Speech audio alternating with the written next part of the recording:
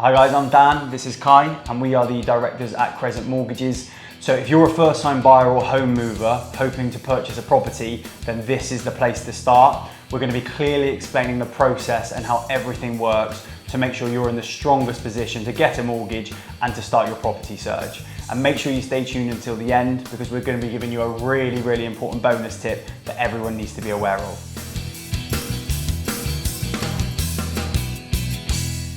Okay guys, so before we jump into it, just to remind you, as always, that we are not YouTubers, we are mortgage brokers. So if you've got any questions or you need assistance with your mortgage or submitting your mortgage application, then you can contact us directly. So give us a call, send us an email, or just head over to the website. There should be a link popping up now. You can just send us an inquiry and we will come back to you. So we're going to be talking you through kind of from start to finish. So we've got a few different points here. I guess some are more important than others, but maybe let's just kind of start from the top. So again, not always a particular order, but I'd say the first thing that most people would start doing, maybe even before they've spoken with a mortgage professional, is to start saving a deposit, isn't it? Yeah. So why don't you just explain that?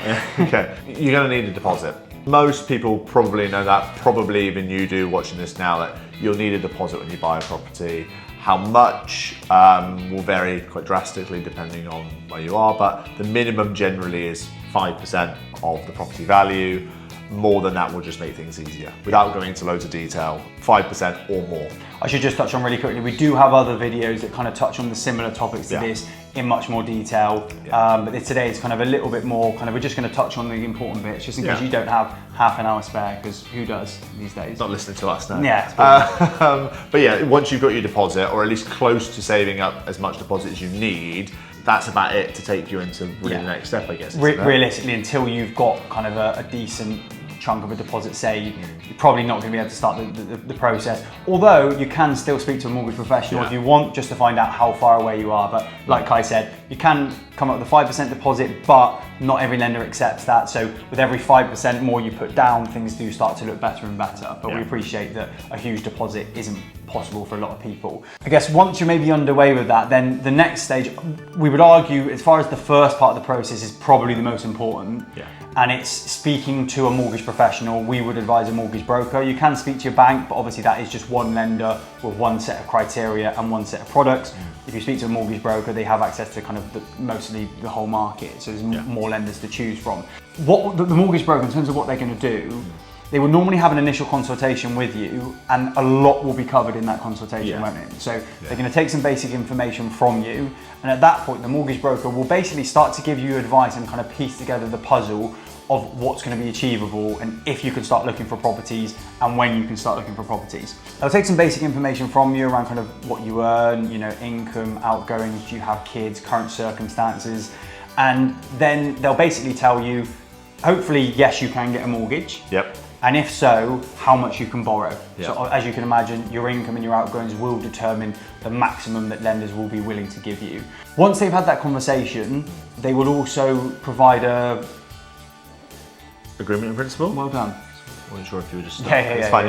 Yeah, an agreement in principle, which is basically normally a PDF document or whatever, a certificate, that says I've spoken to a mortgage professional and I can get a mortgage of up to whatever the figure is. Your deposit then goes on top of that, and that creates effectively your ceiling as to property prices you can look for and offers you can make. Yeah, so if your AIP certificate, agreement in principle certificate, says you could borrow up to £250,000 and you've got a £50,000 deposit, it means you could buy properties up to £300,000. That certificate is what you will use when you start looking for properties, because the estate agent will normally need to see that, but we'll come to that in a second. Anything else on this? So the conversation with the broker, what I will say is that is a really good opportunity for you to ask any questions you've got. So at that point, first time buyer, you're only first having the conversation with the mortgage broker, you probably aren't going to have a huge understanding of the process, which is completely fine, that's normal.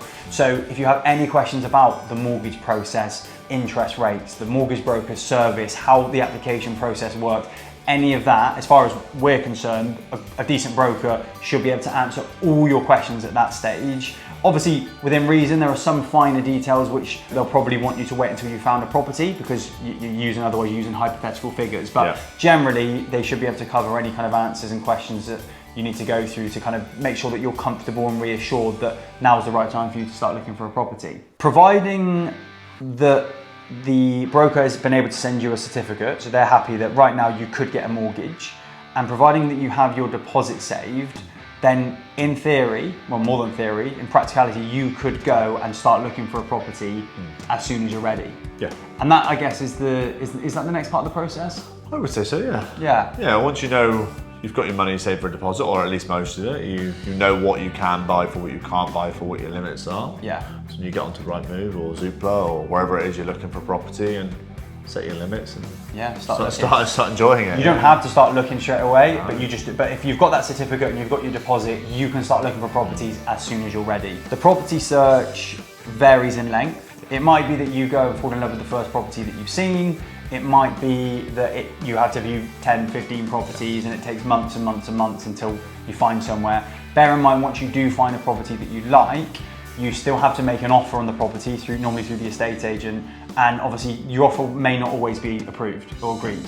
So, if there are other people offering on the property, then it might be that you find a property you love, but you're unsuccessful and you have to keep looking. And that obviously depends on your budget, the properties you're looking at, are they affordable? And obviously how many people in the area are looking at similar properties, how much competition there is, which depends on the market at the time, doesn't it? Yeah, and I think when you look for property or view properties, I think generally speaking, if you're in doubt, view them. It doesn't cost you anything other than some time.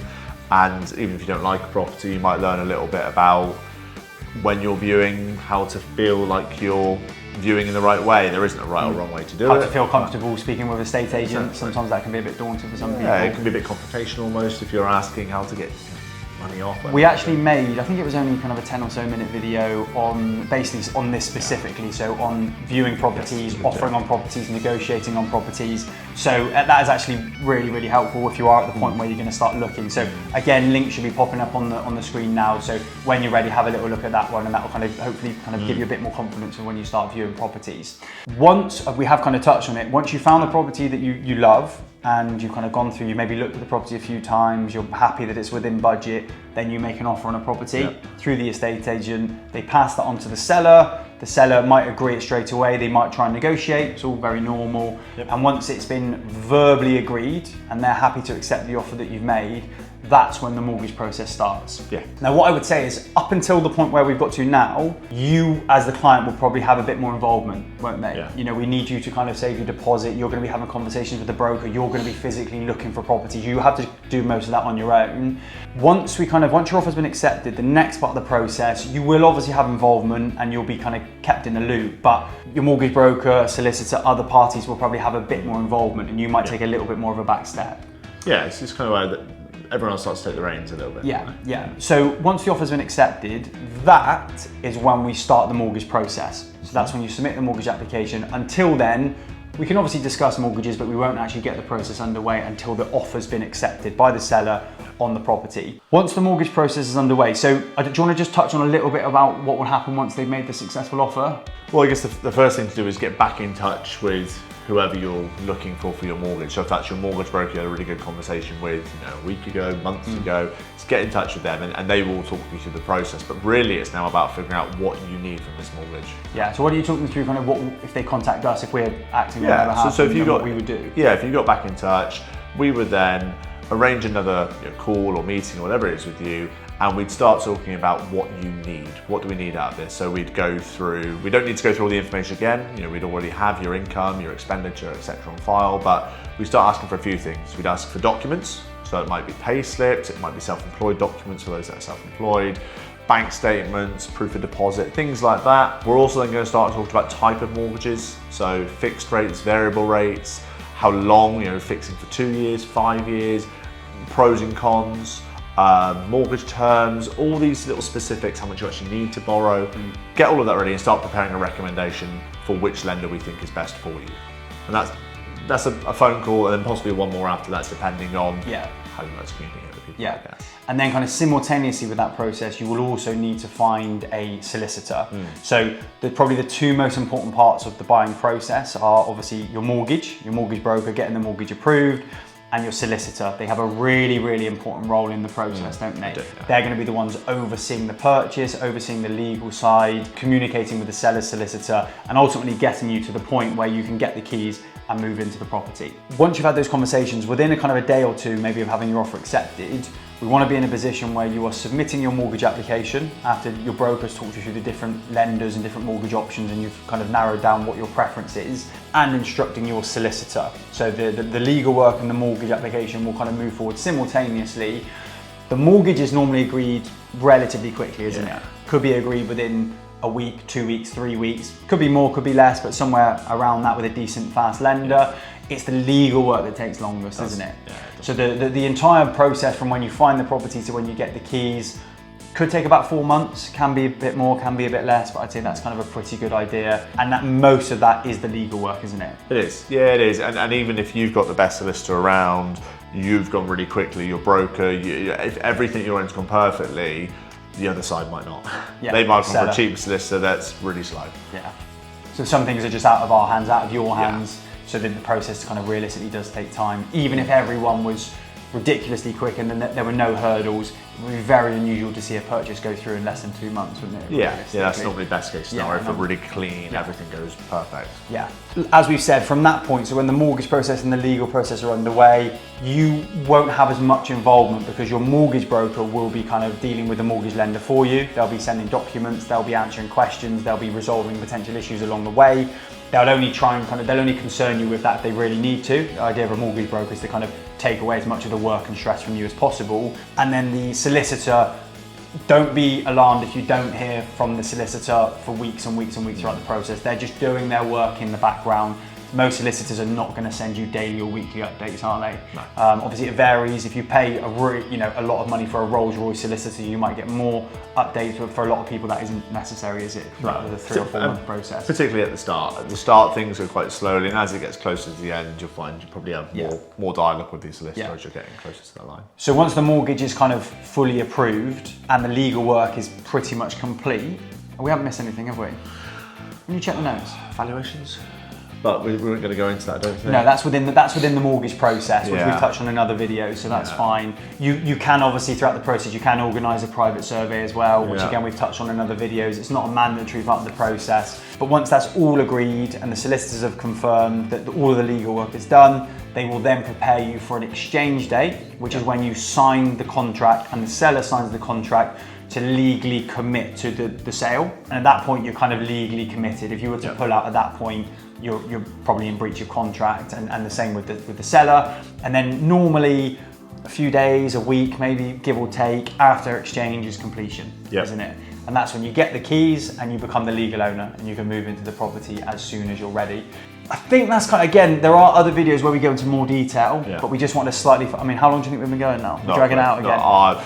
16 minutes. Okay, we'll check that. So once that's all done, then you can move into the property, and that's stress over until maybe in a few years' time when you start to look at the remortgage. Obviously your mortgage broker will contact you to assist with that.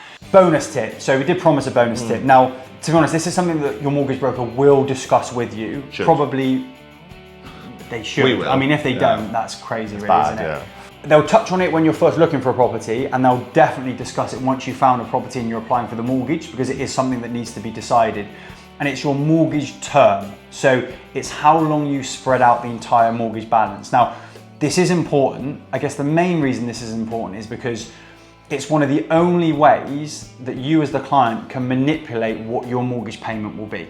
So there are other parts and other decisions throughout the mortgage process that you're not gonna have much sway, really. So if you're buying a property for 300,000, you're putting 50,000 down and you've got no more deposit, that's the maximum you can put down, and you're picking a 2-year fix. We can find you the best 2-year fix on the market that you're eligible for, but there's no negotiation there, is there? No. You can't just say to the lender, oh, can you not 0.2% off the interest rate? It doesn't work like that. So you have to pay that interest rate, pay that interest on that particular mortgage balance, and that will equal a certain mortgage payment each month. Everyone coming into a mortgage will have a budget that they're aiming for their mortgage payment. So you'll look through, you'll work out what your other bills are gonna be, obviously council tax, life insurance, utilities, that kind of stuff. And then you'll work out, okay, we think we can pay £1,000 a month on our mortgage, or £1,500 a month on our mortgage, whatever it is.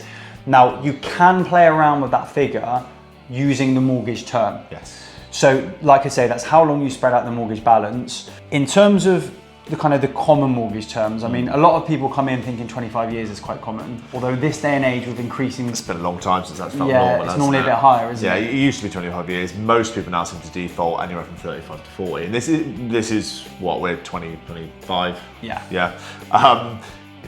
Probably since 2022. Yeah, maybe, yeah. So around then, kind of 35, 40 years feels like almost people default to that now. Yeah. Sometimes wrongly. If we start with the middle ground, so let's say your mortgage term is 30 years. Yep. Right. That will give you a certain mortgage payment. Let's say that gives you a mortgage payment of £1,200 a month. If you think £1,200 a month is affordable, and that's kind of roughly the monthly budget that you were aiming for, then 30 years is probably the right term for you. If £1,200 a month is too expensive, and if you have a chat with your partner and you think, oh, do you know what, you only wanted to spend, £1,000, £1,100 a month, then you can extend the mortgage term, like I said, to 35 years. I mean, it doesn't have to be 5 yearly increments. It could be 31 years, 33 years, 35 years.